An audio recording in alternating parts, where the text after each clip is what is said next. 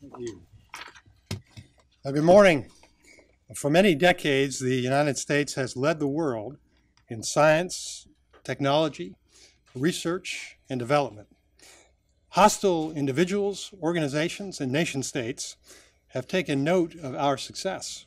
They increasingly attempt to profit from Americans' ingenuity by infiltrating our computer systems, stealing our intellectual property, and evading our controls on technology exports. When hackers gain unlawful access to computers, it can take them only a few minutes to steal discoveries that were produced by many years of work and many millions of dollars of investment. That type of activity does not just cause economic harm, it also threatens America's national security. Identifying and prosecuting computer hackers is a top priority of the Department of Justice. We're here today to announce that a federal grand jury in the Southern District of New York indicted 9 Iranians for conspiring to hack into computers and to defraud American and foreign universities, businesses, and government agencies. I want to caution you that an indictment is not a finding of guilt. In the American judicial system, defendants are presumed innocent unless and until proven guilty in court. This indictment alleges that the defendants worked on behalf of the Iranian government, specifically the Islamic Revolutionary Guard Corps. They hacked the computer systems of approximately 320 universities in 22 countries. 144 of the university victims are American universities. The defendants stole research that cost those universities approximately $3.4 billion to procure and maintain. That stolen information was used by the Revolutionary Guard or sold for profit in Iran.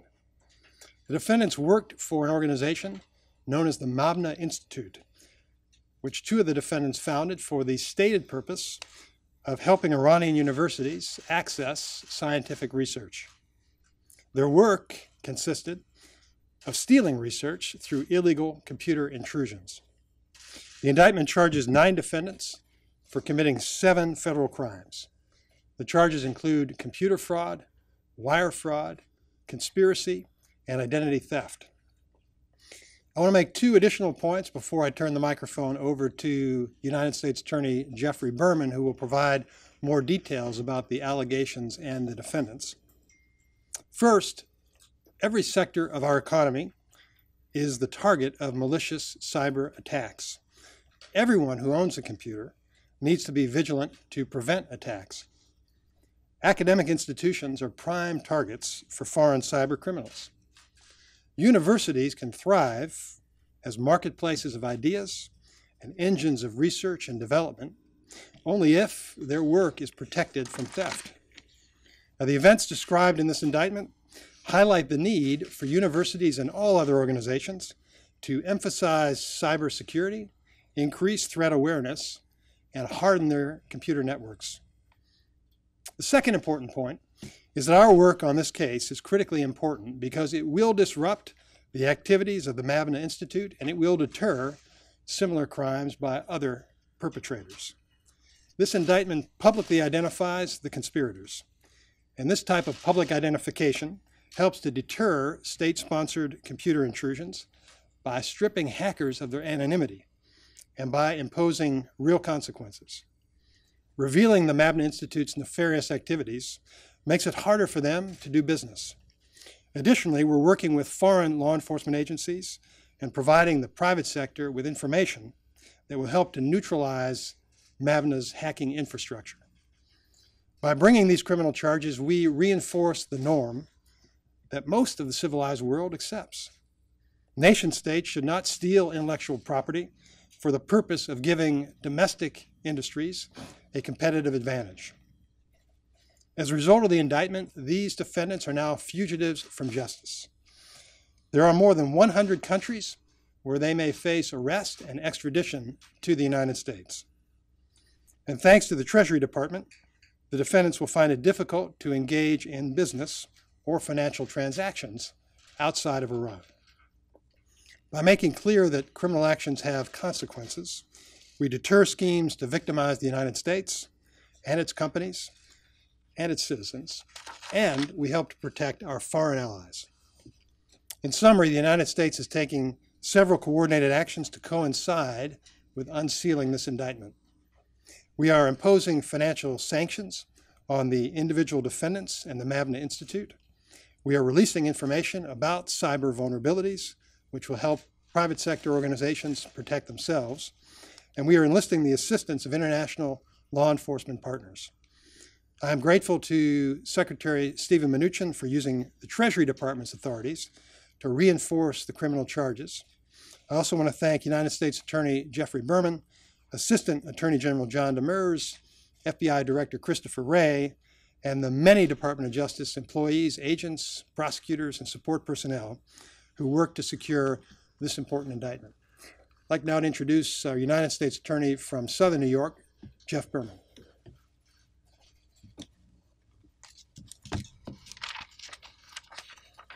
Thank you, Rod. Good morning. My name is Jeffrey Berman, and I am the United States Attorney for the Southern District of New York. Today, in one of the largest state-sponsored hacking campaigns ever prosecuted by the Department of Justice, we have unmasked criminals who normally work in total anonymity, hiding behind the ones and zeros of computer code. This massive and brazen cyber assault on the computer systems of 144 U.S. universities, 176 foreign universities in 21 countries, and dozens of government organizations and private companies. This assault was conducted on behalf of the Iranian government's Islamic Revolutionary Guard, or IRGC. As the indictment alleges, the defendants were leaders and operators of the Mabna Institute, an Iranian company that conducted this assault at the behest of the IRGC and then sold the illegal fruits of its hacking. The company was set up in 2013 by two defendants, Gholam Reza Rafat-Najad and Ehsan Mohammadi. And while the company's name may sound legitimate, this so-called institute was set up for one reason only: to steal scientific resources from other countries from around the world. The defendants' global campaign operated in three parts: a university campaign, private company hacks, and non-governmental entity hacks. With respect to the university campaign, from 2013 to 2017, the defendants targeted more than 100,000 accounts of university professors around the world, and by tricking professors to click on false links, compromised 8,000 accounts. Once they gained access to these accounts, the defendants stole massive amounts of academic data and intellectual property. The universities combined had to pay $3.4 billion to access this information. The defendants got it for free. They targeted data and research from all fields, including science and technology, engineering, social science, medical, and other professional fields. In total, they stole at least 31.5 terabytes of data. That's over 15 billion pages, and sent that data back to computers they controlled outside of the United States. And to be clear, this is not just raw data. This is the innovations and intellectual property of some of our country's greatest minds. The second part of the campaign targeted at least 36 private sector companies in the United States and at least 11 companies based in foreign countries. The hackers targeted firms and companies across sectors: law firms, technology companies, consulting companies, financial services firms, healthcare companies, biotechnology companies, and others. Once they gained access, the defendants, among other things, stole entire email mailboxes from the victims. They even set up rules in the stolen accounts to secretly forward all new emails to the defendants. The third and very troubling part of the hacking campaign targeted U.S. government and non-governmental organizations. Among their victims, the U.S. Department of Labor, the United Nations, and even the Federal Energy Regulatory Commission. That is the agency that regulates the interstate transmission of electricity, natural gas, and oil. That agency has the details of some of this country's most sensitive infrastructure. We believe that all 9 defendants are currently in Iran, and I have a message for them and for others who attempt to harm our country through cyber assaults. We have worked tirelessly to identify you, and you cannot hide behind a keyboard halfway around the world and expect not to be held to account. Together with our law enforcement partners, we will work relentlessly and creatively to apply the legal tools at our disposal to unmask and charge you. We will do all we can to bring you to justice. While these defendants remain at large, they are now fugitives from the American judicial system. These defendants are no longer free to travel outside of Iran without the fear of being arrested and extradited to the United States. They cannot leave Iran to conduct business. The only way they can see the rest of the world is through their computer screen, but now stripped of their greatest asset, anonymity. Do not forget, at the crux of this case is the fact that the government of Iran systematically and methodically hacked into our country's computer networks with the intent to steal as much information as possible. But as clever as these alleged criminals thought they were ultimately detected and identified by the most sophisticated, capable, and advanced law enforcement in the world. In that regard, I want to thank the FBI, represented here by Deputy Director David Bowdich, and our good friend Bill Sweeney, Assistant Director in charge of the New York Field Office of the FBI. Their work in this case has been extraordinary, and we are very lucky to have them as partners. I would also like to thank the prosecutors of my office who investigated and prosecuted this case. I want to thank our Criminal Division Chief, Lisa Zornberg, for her leadership and excellent supervision of this case. I want to thank the co-head of our Complex Frauds and Cybercrime Unit, Timothy Howard, who has great expertise and knowledge in the area of cybercrime and who spearheaded this investigation and prosecution. Mr. Howard was ably assisted by 2 of our excellent AUSAs, Richard Cooper and Jonathan Cohen. And I would also like to thank Michael Ferrara, who supervised the case as co-head of the Complex Fraud and Cybercrime Unit. It is a privilege and quite humbling to be working alongside such talented and dedicated public servants. I would now like to introduce the next speaker, the Deputy Director, David Bowdich. Thank you. Good morning. First of all, as Mr. Berman mentioned, I am David Bowdich, the Deputy Director. I'm also representing the FBI here as the Assistant Director of the New York Field Office, Bill Sweeney. If I could, I would have all the FBI agents and analysts, certainly from the New York Field Office as well as around the globe, that assisted with this investigation. I would have them here to show them the appreciation for all the work and the tireless man hours that they put into this investigation, nights, weekends, as well as the prosecutors.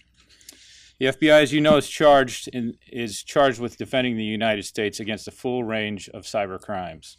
We face cyber threats from hackers for hire, organized cyber syndicates, and state-sponsored hackers like the individuals who are indicted today.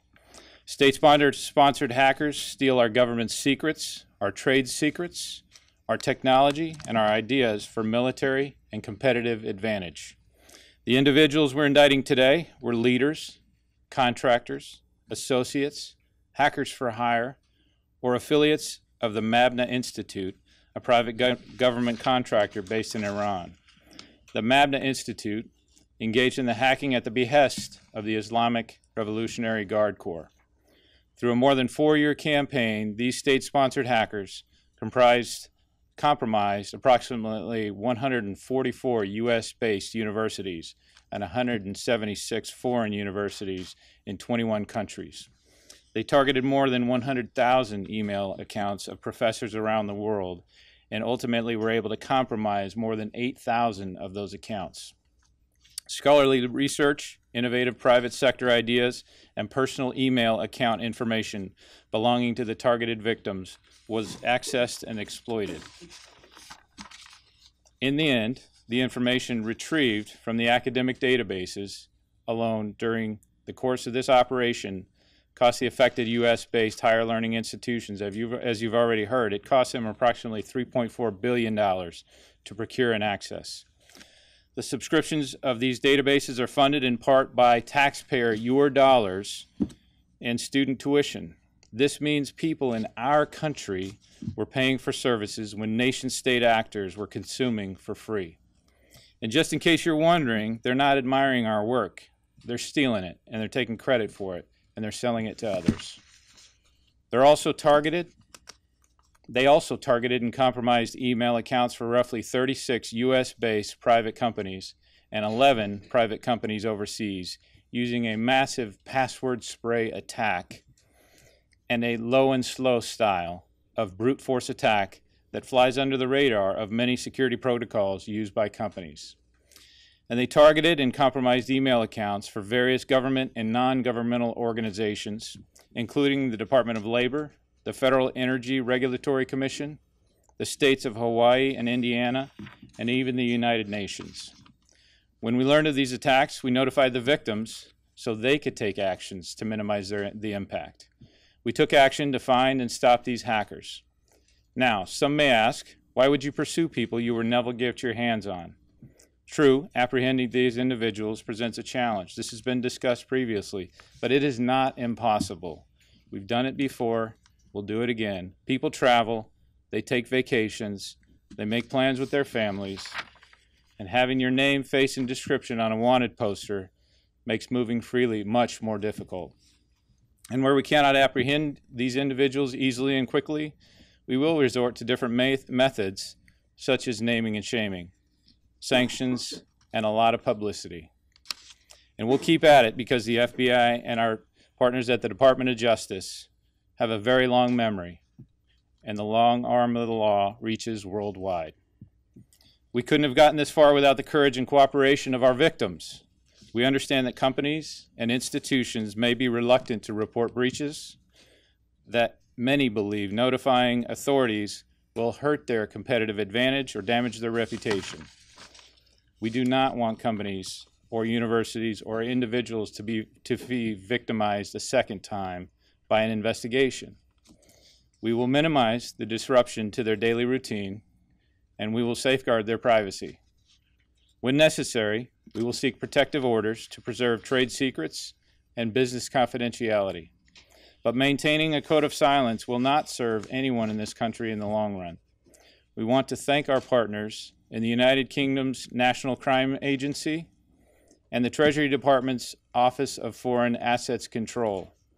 We'll continue to work together and to use every tool at our disposal to fight cyber espionage, to protect our innovation, our ideas, and our information. And we all need to do our part to make sure that our systems are as strong and secure and protected as possible.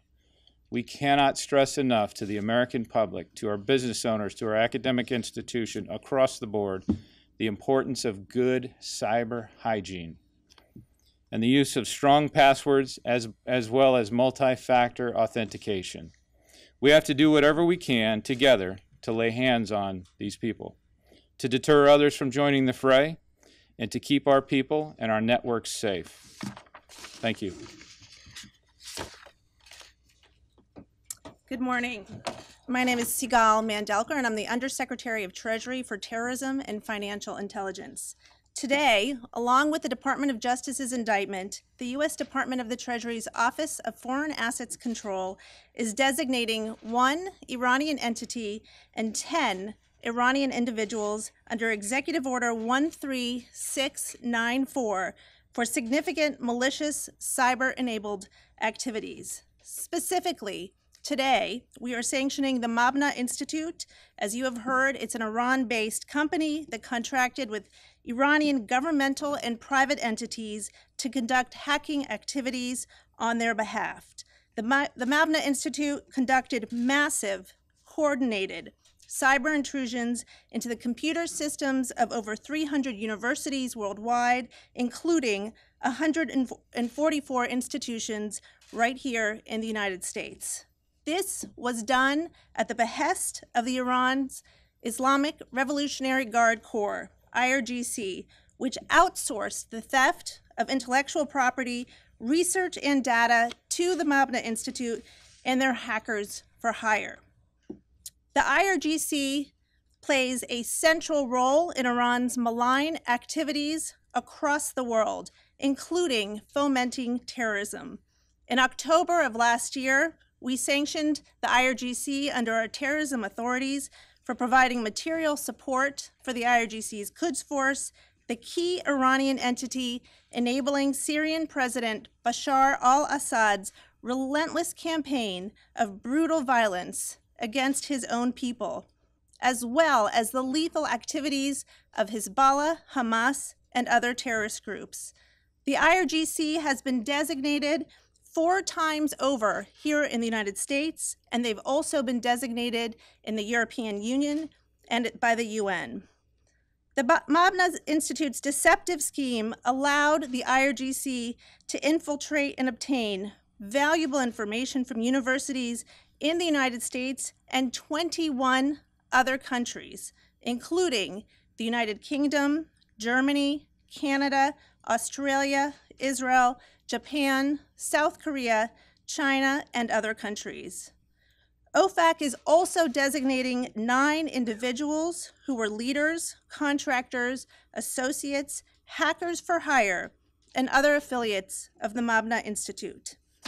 In addition to the actions we are taking against Mabna, OFAC also is designating Iranian national Behzad Mesri, who compromised multiple user accounts belonging to a U.S. media and entertainment company and then engaged in an attempt to extort the victim company for $6 million. As a result of today's action, all property and interests in property of the designated persons subject to U.S. jurisdiction are blocked, and U.S. persons are generally prohibited from engaging in transactions with them. Persons that knowingly conduct significant transactions with these designated persons are also subject to our secondary sanctions. The cyber breaches that we are taking action against today are just the latest extraordinary example of the Iranian regime's willingness to use cyber-enabled and other illicit means to enrich itself and attack companies and countries across the globe. This kind of activity and the number of countries and entities that were victimized should send a message around the world about Iran's continued deceptive practices. Yet it should come as no surprise. The Iranian regime continually attempts to flout our laws and those of our allies and partners. For example, just a few months ago, we took concerted action against an IRGC Quds Force counterfeit scheme that aimed to corrupt the international financial system, including by circumventing European export controls. Likewise, the IRGC, which again outsourced these hacks, continues to have an extensive presence in Iran's economy and benefits from Iran's near total lack of transparency in its financial sector. As the Financial Action Task Force, or FATF, highlighted just last month, there continues to be massive deficiencies in Iran's anti-money laundering, countering the financing of terrorism regime. For over a decade, Iran has failed to fulfill its international AML CFT obligations at the FATF. As part of this administration's Iran strategy, we are committed to using our authorities to combat the regime's deception and its efforts to corrupt the international financial system.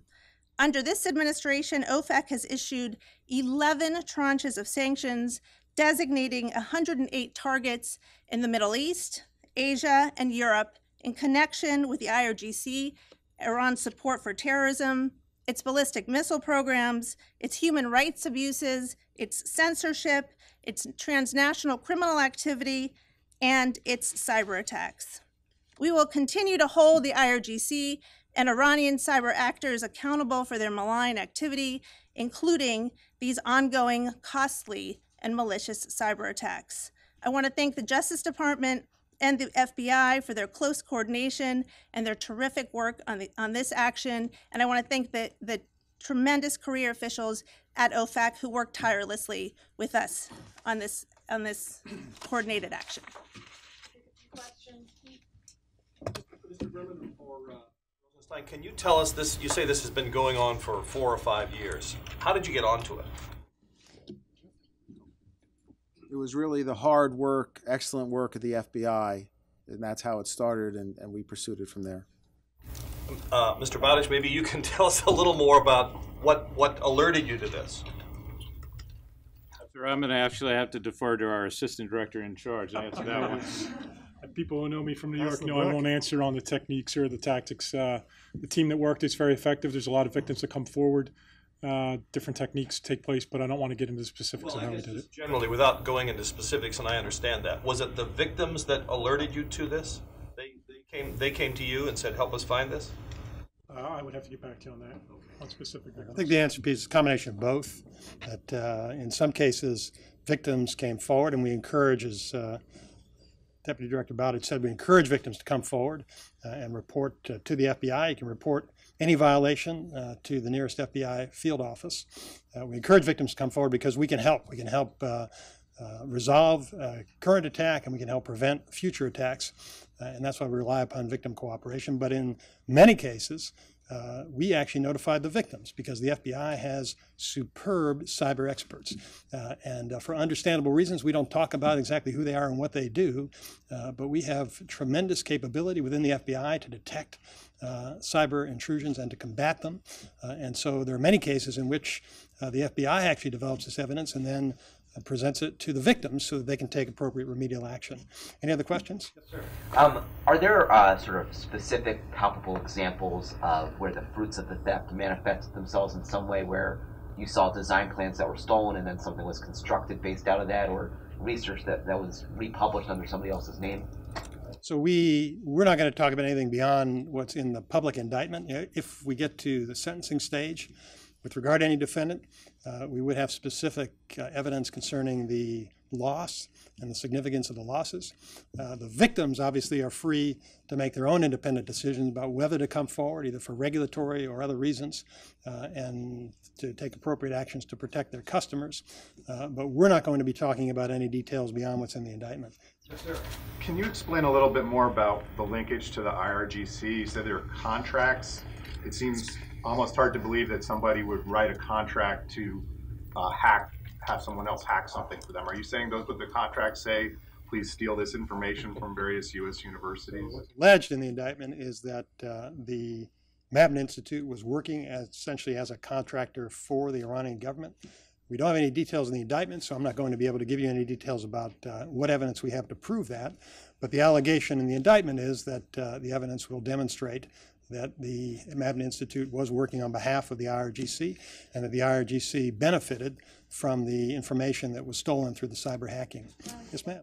Sure. As we stand here right now, the city of Atlanta is the victim of a ransomware attack, and there are some concerns that the federal government is not doing enough to sort of prevent and deter these kinds of attacks. I know you have a task force, and I know the FBI, the DOJ, they say these name and shame kind of cases deter, but I haven't seen in this administration or the previous one where this kind of stuff has deterred the Russians, the Chinese, or the Iranians. So can you say specifically what is the federal government doing to sort of deter these kinds of attacks and to protect American businesses and infrastructure? A lot into the question. This administration This administration is in its second year, and we are doing quite a lot. I'm not going to speak to what has or hasn't been done historically. You don't see the attacks that have been deterred. You only see the ones that haven't been deterred. And I can tell you that what we're doing through our task force and through the work of our partner agencies is that we are working together to pursue every lead. And we're encouraging private sector victims to come forward and give us this information. We're going to keep returning indictments when we can. Of course, some of the indictments are unsealed, and we make a decision based upon the facts and circumstances whether to unseal an indictment, as we're doing today. We have other cases that are not public, but in which we're working actively and pursuing charges. So we're going to continue to pursue this strategy.